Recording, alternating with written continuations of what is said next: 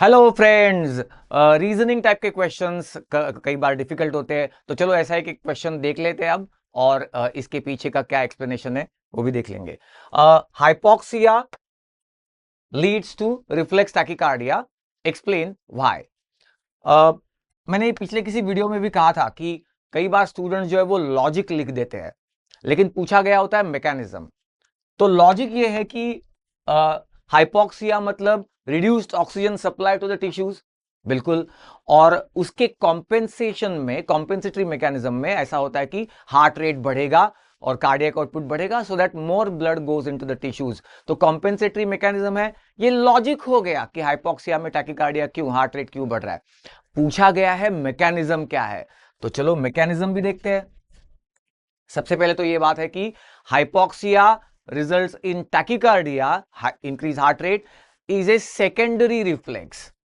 क्या है प्राइमरी और क्या है सेकेंडरी रिफ्लेक्स, ये देखो यहां पे।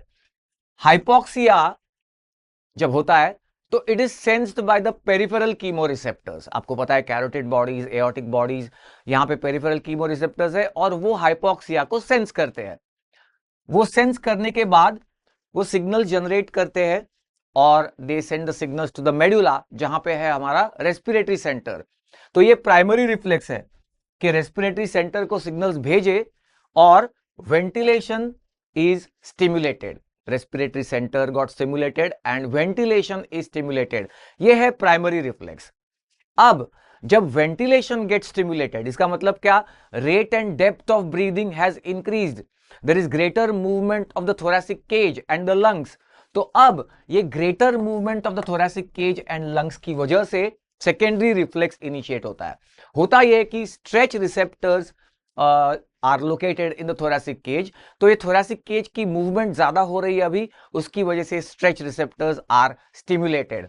और ये स्टिमुलेट होने से again the signals are sent via afferent vagal fibers। आपको ये तो पता ही है कि vagus carries the feedback signals from the thoracic cage।